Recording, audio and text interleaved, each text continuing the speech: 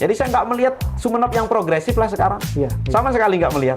Iya. Nah, gitu. Ramama 2024 Rama bersama Mas Yunus 2024 akan siap untuk mendukung begitu ya.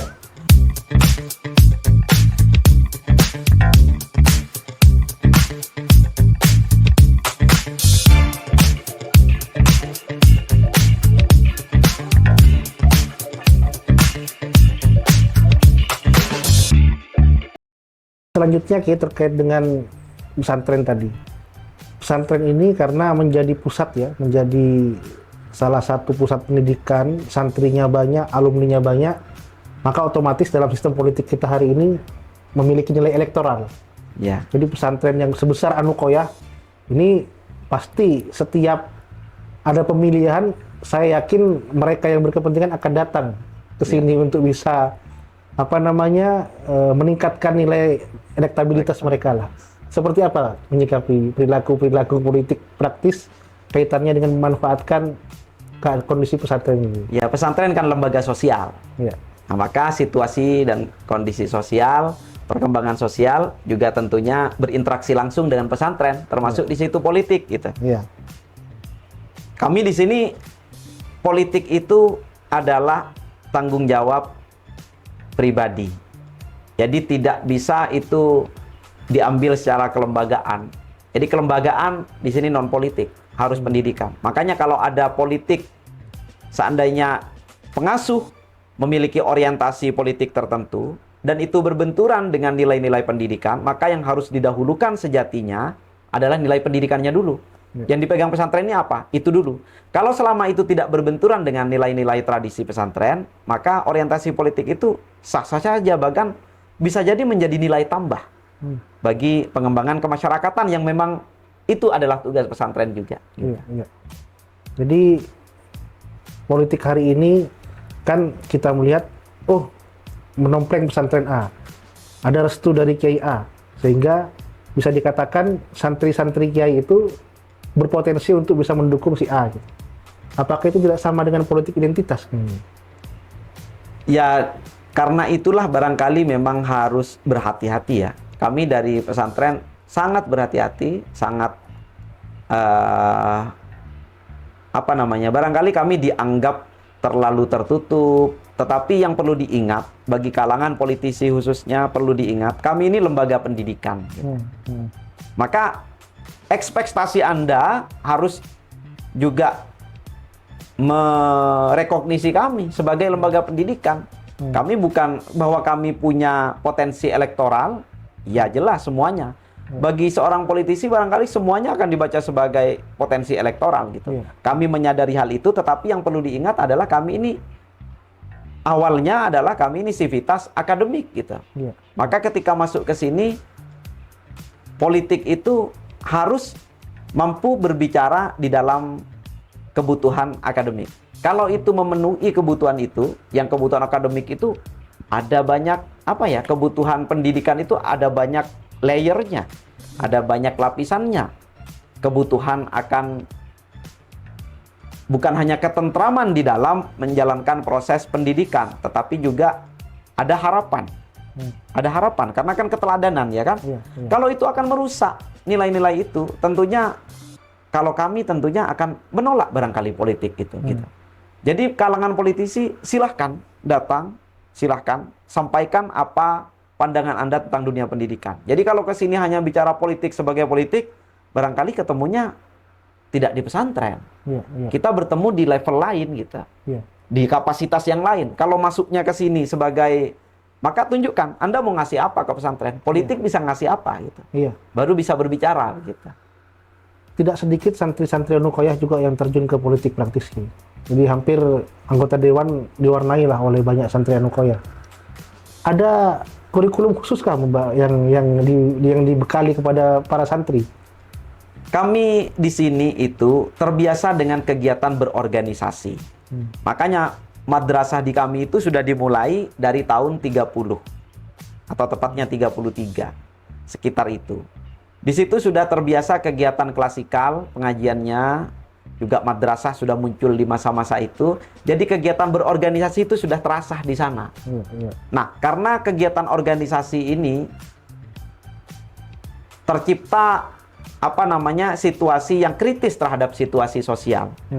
Maka barangkali ada benih-benih aktivisme di sana gitu. Nah, ini yang memungkinkan mereka untuk ketika hadir di masyarakat, mereka bergerak di dalam bidang itu untuk membantu masyarakat. Kritisisme itu yang muncul. Kemudian dari situlah mereka terakomodir dengan lahirnya faksi-faksi, sampai partai-partai politik, sampai kelompok-kelompok pemikiran atau ideologi tertentu. Nah, mereka di sana mereka memanifestasikan hasil yang mereka dapatkan dari pesantren itu. Mereka di sana mungkin jati diri perjuangannya mereka temukan di sana gitu. Nah, jadi menurut saya ya itu sah-sah saja. Itu bagian dari proses dinamika pendidikan yang memang ada di pesantren. Kalau kegiatan organisasi. Iya. Kalau di Anukoyah ini di clear nggak masalah kita NU atau seperti Gontor bukan NU bukan Muhammadiyah? Kalau di kita tidak NU, tidak tertentu, tetapi itu sudah jelas bahwa pengasuhnya itu NU. Karena kenapa? Yang mewariskan kurikulernya, pendidikannya itu dari NU. Karena Nahdlatul Ulama. Kita lahirnya dari mana gitu. Ya kalau dibilang Kiai Muhammad Syarqawi kan tidak NU, ya makanya kami tidak mengatakan Anukoyah ini NU, ya tidak. Karena kenapa? Kiai Muhammad Syarqawi pendirinya dan bukan NU. Kenapa? Ya berdiri sebelum NU kok gitu. Tapi ingat, sanad-sanadnya orang NU itu kepada guru-guru beliau juga. Akan bertemu kepada Syekh Nawawi, akan bertemu kepada terus gitu, ke atasnya. Jadi itu yang mempertemukan akhirnya kenapa kok generasi setelahnya Kiai Syarqawi ini pada NU semua, karena sanad keilmuannya itu bertemu gitu.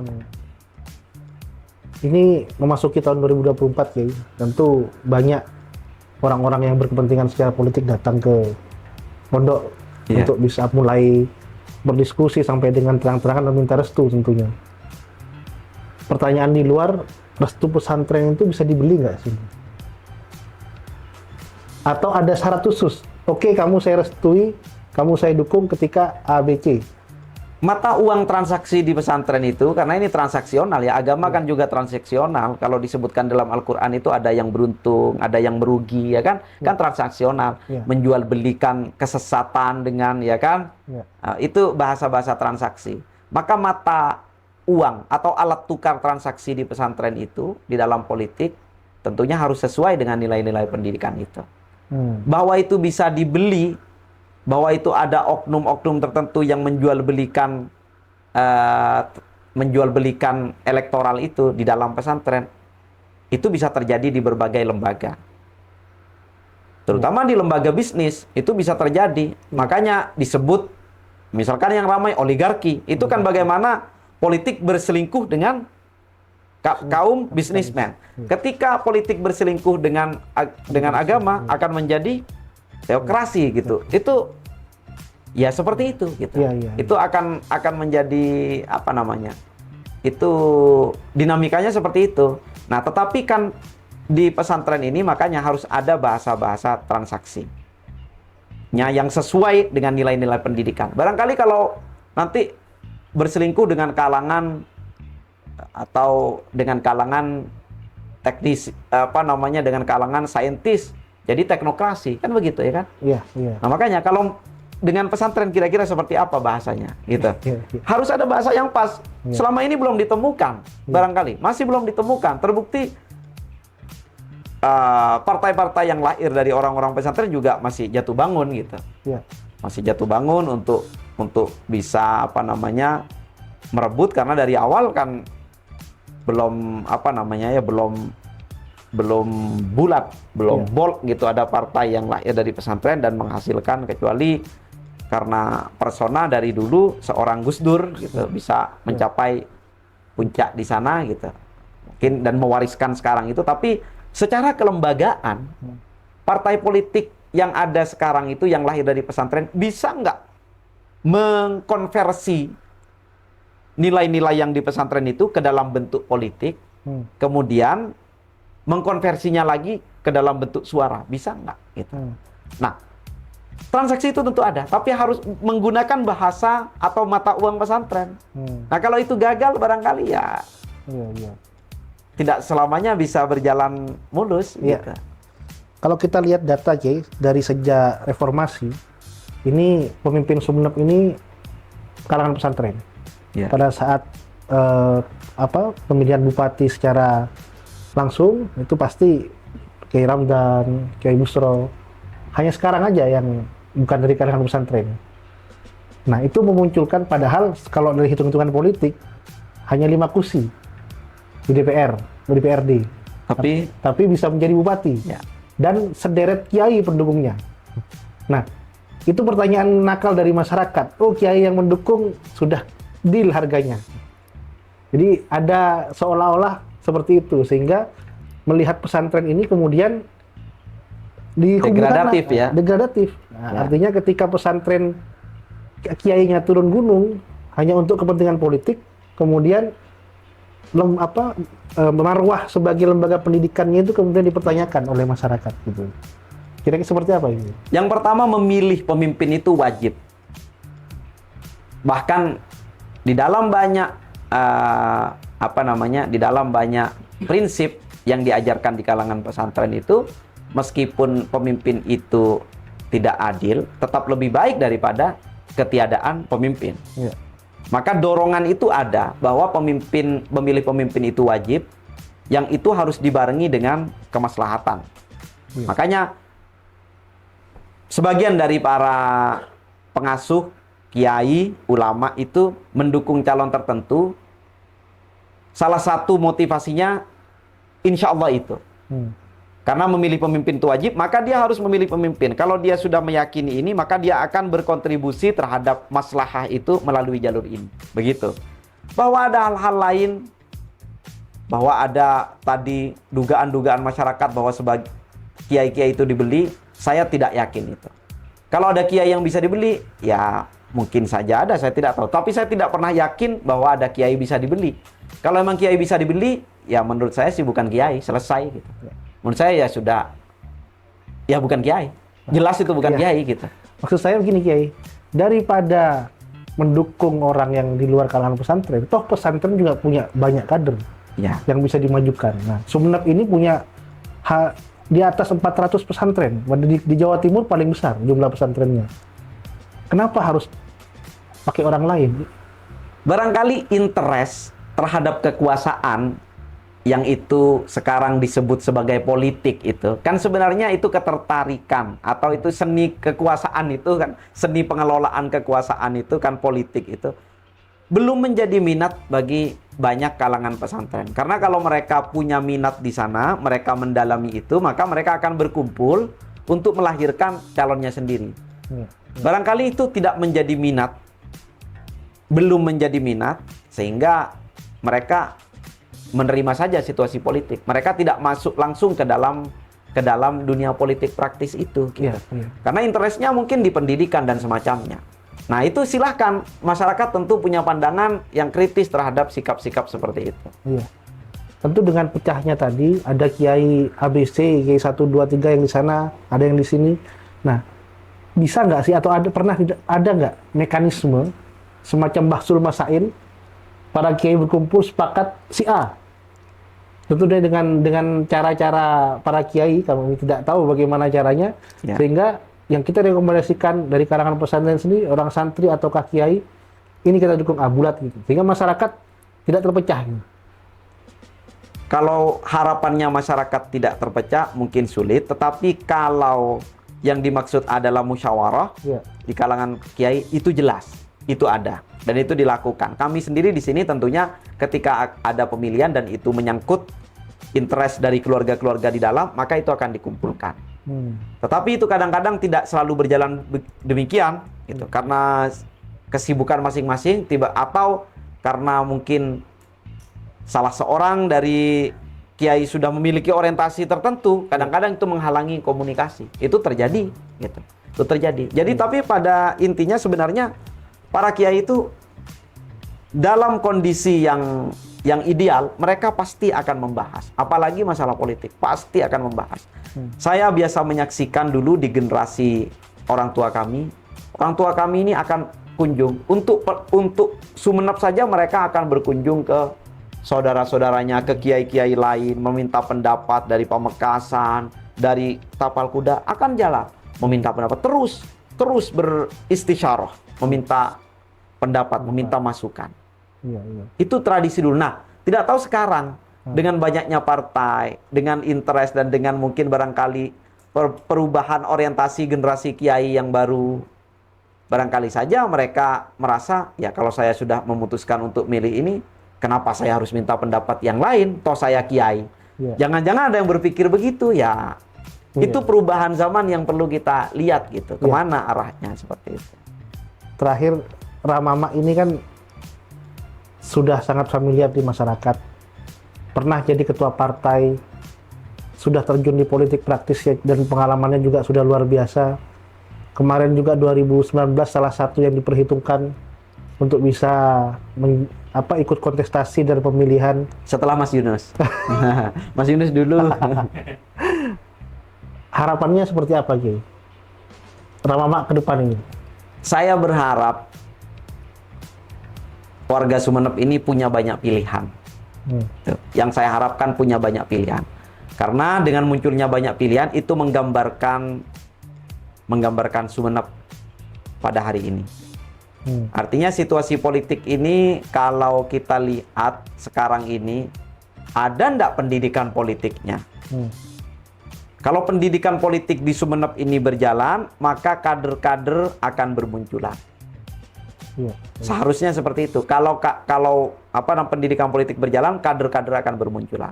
Selama mereka semalama mereka itu abai, mereka acuh tak acuh, mereka cuek, mereka apatis dengan politik, padahal mereka punya keinginan, ya itu sulit untuk mencapai itu gitu. Idealnya memang akan lahir banyak gitu.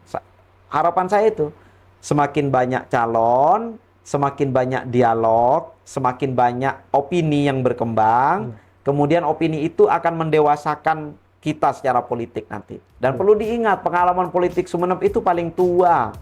1268 ya, 69 itu yang tercatat gitu loh. Paling tua pengalaman politik Sumeneb, sudah melewati berbagai masa, berbagai kerajaan pindah dari sini dari sana, termasuk kerajaan pemerintahan Islam pertama juga. Johar Sari sudah dimulai di Sumeneb sebelum Demak 100 tahun gitu. Kita punya banyak pengalaman itu. Masa sekarang tidak punya calon gitu. Hanya karena kenapa? Mungkin biaya, ya kan?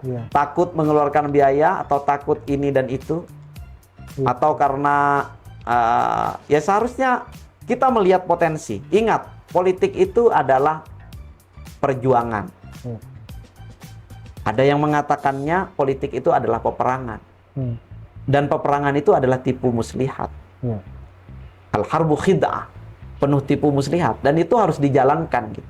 Namanya aja siasah. Makanya disebut siasat. Politik kan bahasa Arabnya siasah. Penuh siasat gitu. Artinya dalam permainan itu harus ada ahli-ahlinya. Dan itu harus diturunkan. Harus diajarkan gitu. Kalau ingin masyarakat punya pandangan politik yang baik, maka harus itu terus dibina bersama-sama. Saya pikir Mas Yunus sudah melakukan banyak hal untuk itu, gitu. Termasuk dengan podcast ini kan untuk mengundang perbicaraan politik yang lebih progresif. Jadi saya tidak keberatan kalau Mas Yunus maju lagi. Gitu. Sama sekali tidak keberatan gitu. Memberikan warna di dalam Pilbub Sumeneb tahun 2024. Menilai hasil Pilbub 2019 kemarin, Ki, puas tidak kinerja dengan dua calon itu, dengan terpilihnya Bupati Fauzi dan Wagub Nyai Eva? Ya itu kan fakta ya. Tapi kalau masalah puas ya terhadap kinerja beliau maksudnya berdua. Kinerja beliau saya pikir normatif ya. Saya tidak melihat sesuatu yang Sumeneb gitu, yang seperti harapan masyarakat sungguhnya. Artinya begini, kita jangan menormalisasi kewajiban sebagai prestasi. Gitu. Karena hanya melakukan ini, maka itu adalah prestasi. Enggak, itu kewajiban gitu. Kita nggak, yang kita tuntut itu kan justru prestasi. Kalau kewajiban, ya haruslah. Seperti ketika anak kita sholat, wah kamu sholat, maka kita akan belikan dia sepeda. Sholat itu kewajiban. Bupati menjalankan tugas itu kewajiban. Justru kalau bupati menjalankan tugas, bahkan menjalankan tugas yang lain melampaui kewajibannya sebagai bupati, jangan-jangan orientasinya bukan pemerintahan, kan begitu yang perlu kita kritik. Nah, silahkan Anda yang menilai bupati sekarang. Tetapi kalau saya melihat, ya ini masih normatif lah. Kita tidak melihat sesuatu yang istimewa. dari perjalanan sekarang. Infrastruktur juga ya kita rasakan masih biasa-biasa saja. Kita tidak melihat identitas sebagai Sumeneb, karakter khasnya itu yang selalu saya tanyakan gitu. Apa karakter khas Sumeneb juga tidak muncul sekarang gitu. Betul, Kiai. Ya maksudnya Sumeneb itu apa? Itu belum terdefinisikan sekarang gitu. Sumeneb hanya ya tempat saja, bagian dari medan politik partai tertentu atau beberapa partai gitu. Hanya menjadi bagian dari medan permainan gitu. Tapi enggak muncul Sumeneb itu apa sih gitu. Katanya kita punya kekayaan budaya, katanya kita punya, kita nggak melihat itu gitu. Termasuk mau dibawa kemana, orientasinya, arahnya, kita nggak melihat Sumeneb ini tahapannya akan seperti apa. Yang kita lihat adalah bahwa satu dinasti ini misalkan ini barangkali akan dilawan oleh dinasti yang lain, dan kalau dinasti ini bertahan, bagaimana? Harus melanjutkan lagi, ya mungkin seperti itu nanti kalau terus begini gitu. Jadi saya nggak melihat Sumeneb yang progresif lah sekarang. Sama sekali nggak melihat. Tidak ada apa yang kita lihat gitu. Dan itu kan harus jujur dirasakan. Kita kan end user dari pemerintahan ini. Gitu. Kita yang pengguna, ya kita pantas untuk mengatakan itu. Yuk, kamu aja jadi bupati. Ya, ayo, ada Mas Yunus, ada banyak teman-teman gitu. Maksudnya kapasitas untuk kita memberikan masukan, opini, itu memang kapasitas kita. Bukan kita harus memerintah, enggak harus juga. Kalau memang harus, ya ayo, banyak ya kan? Banyak yang bisa muncul gitu, ya ayo juga gitu. Ramama 2024? Ramama bersama Mas Yunus 2024 akan siap untuk mendukung begitu ya. Kalau saya sendiri, Mas Yunus tadi tanya, apakah itu dibahas di pesantren? Ketika ada pemilihan, apakah itu dibahas di pesantren? Makanya jawaban saya, ya dibahas. Dibasul masailkan. Nah, makanya harus dibasul masailkan, gitu. Nggak bisa, Ramama 2024 tanpa basul masail itu nggak bisa, gitu. Kalau ada basul masail, yang basul masailnya ini muktabar, ada mutlak nanti, gitu. Oh, oke. Kalau menang urusan belakang. Tapi kalau nggak ada basul masailnya ya nggak bisa. Ini sudah tinggal beberapa bulan nih. Basul masail kalau belum digelar harus ada yang menginisiasi mungkin basul masail. Menginisiasi basul masail. Ya atau bukan Ramama, mungkin yang lain gitu. Yang lain. Sampai dengan sekarang belum ada. Belum ada yang berbicara ke arah sana. Makanya kami saya pikir saya akan fokus pada harapan sebagaimana yang tanya Mas Yunus. Mari kita bangun sebanyak-banyaknya yang mau maju. Sebagian barangkali di tingkat pileg, karena pileg duluan itu sudah ada. Untuk minta beberapa nama, rekomendasi nama, dan semacamnya itu ada. Gitu. Tapi barangkali memang tahun 2024 ini agak lesu ya, karena ini penyesuaian dengan nanti, dengan pemilu serentak ya. Jadi ini penyesuaian masih mungkin akan lesu, meskipun ini menentukan. 2024 ini akan menentukan sebenarnya. Makanya kita harus lebih berbicara, lebih motivasinya perlu ditingkatkan lagi lah. Kita bisa bicarakan lebih semangat lagi. Tapi kelompok-kelompok masyarakat sudah banyak yang datang meminta Ramama untuk. Mungkin ada, tapi kalau banyak tidak ada. Masih belum. Karena sampai dengan sekarang nama Ramama ini yang salah satu yang diperhitungkan dan nanti bisa menjadi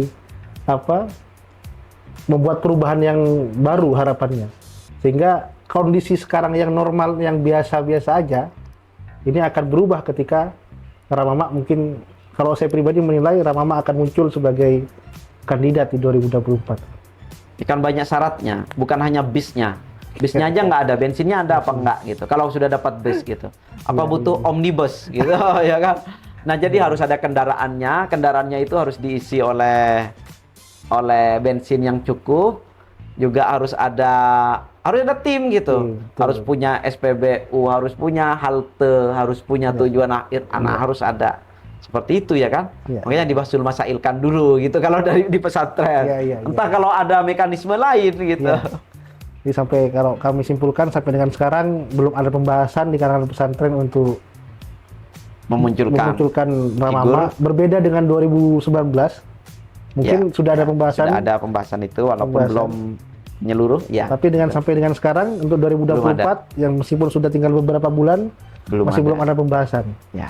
Sehingga makanya poster-poster Ramama belum ada di mana-mana gitu. Ya makanya saya lebih senang sekarang karena lebih tenang bisa silaturahmi dengan Mas Yunus. Ini makanya kita seperti bisa menonton pertunjukan 2024 gitu. Walaupun itu semacam bentuk dari apatisme tipis-tipis gitu ya kan. Sebenarnya apatis gitu. Kita lihat aja karena kenapa? Barangkali kita bisa melakukan lebih dari itu gitu. Tapi barangkali ya itu sedikit apatisme dari kita gitu. Kalau itu harus. Menurut Ramama melawan kotak kosong mungkin 2024. Siapa yang akan maju ini? Kalau masih panjang ini. Misalnya incumbent ini ya. Oh, incumbent mau maju lagi. Sampai sekarang misalnya. Ya Hampir tidak ada musuh. Karena mungkin melihat potensi di balik incumbent dengan BIS dan SPBU yang sudah infrastruktur yang sudah siap. Belum ada yang bisa tujuannya udah ada ya kan? Tujuannya sudah ada, bisnya sudah ada, bensinnya sudah siap, bahkan berlebih-lebih bensinnya. Nah, mungkin hampir nggak ada yang mengenaskan berarti ini. Kondisi Sumeneb ini mengenaskan gitu. Dan ini sejarah. Saya pikir ya dari kalau memang begitu keadaannya ya dari podcast ini ya ayo kita bikin agar tidak mengenaskan gitu. Gimana caranya? Dan jangan bergantung pada 1-2 figur, kita munculkan banyak figur ini. Munculkan banyak figur, kita gotong royong untuk Sumeneb gitu. Mengenaskan kalau sampai cuma satu figur yang muncul. Seolah-olah kita datang ke sebuah restoran yang hanya menyajikan satu menu makanan. Satu menu. Dan itu tidak terlalu populer. Tidak terlalu populer, betul. Nah, makanannya. Jadi gimana kira-kira? Apakah kita bisa dibilang ya karena liberalisasi politik tadi sehingga mempersyaratkan high cost politik, maka orang-orang yang punya uang dan lain sebagainya, oligarki itu yang akan menguasai. Dan ini ketika 2024 terjadi seperti ini dan dia bisa menancapkan akar-akarnya, maka akan berbahaya untuk periode-periode yang akan datang. Makanya demokrasi yang bilang kebinekaan itu sebenarnya yang diinginkan bukan keberagaman, tapi keseragaman itu sebenarnya. Tujuan demokrasi yang kita jalani sekarang itu bukan keberagaman, bineka tunggal ika, enggak. Justru keseragaman. Makin sedikit makin menyenangkan toh gitu bagi oligarki gitu. Atau bagi kalangan tertentu itu makin menyenangkan, makin sedikit musuh gitu. Nah, itu tantangan terbesar bagi kita. Ya, itu tantangan terbesar. Ya sebenarnya seharusnya memang makin beragam, makin kaya. Gitu. Ya, baik. Teman-teman sekalian, banyak hal yang harusnya kita terus dalami lagi dari Ramama ini karena menarik. Kita kayaknya perlu buat semacam sesi khusus yang membahas tentang politik karena beliau punya pemahaman tentang demokrasi seperti apa sampai dengan prakteknya seperti apa dan bahayanya Sumeneb ketika oligarki mencengkram dan kemudian pesantren seolah-olah menjadi sub oligark yang ikut di dalam kontestasi politik. Nah, ini yang perlu kita pikirkan ke depan. Dan tentu pertemuan kita malam hari ini bersama Ramama bukanlah pertemuan pertama, Kiai. Nanti kita coba akan membuat pesantren sudah clear masalah pesantren. Saya teman-teman punya bayangan nih. Oh, pesantren begitu. Dan tinggal ke depan bagaimana demokrasi di Sumeneb, masa depan Sumeneb, dan kemudian menghadapi 2024. Apakah kita akan hanya begini-begini saja seperti yang Ramama tadi sampaikan, ya kondisi kita seolah-olah tidak punya pilihan lain. Nah, ini yang akan kita bahas pada podcast yang lain bersama beliau. Dan terima kasih Kiai atas waktunya. Sama-sama, terima kasih Mas Yunus. Telah merepotkan, dan sekali lagi kami dari teman-teman dari Sami Sareng, Sambi Meker, Santai Abareng. Jadi podcast yang ringan tapi berpikir keras dan santai. Nah, di bulan Syawal ini juga kami mengucapkan mohon maaf lahir batin, Kiai. Sama-sama. Apabila ada hal-hal yang kurang berkenan, dan kami harapkan Kiai bisa memberikan pandangan-pandangan yang lebih luas lagi kepada kita. Insya Allah. Ya. Terima kasih teman-teman atas waktunya Kiai dan perhatiannya. Sampai ketemu lagi di edisi yang akan datang. Assalamualaikum warahmatullahi wabarakatuh. Waalaikumsalam warahmatullahi wabarakatuh.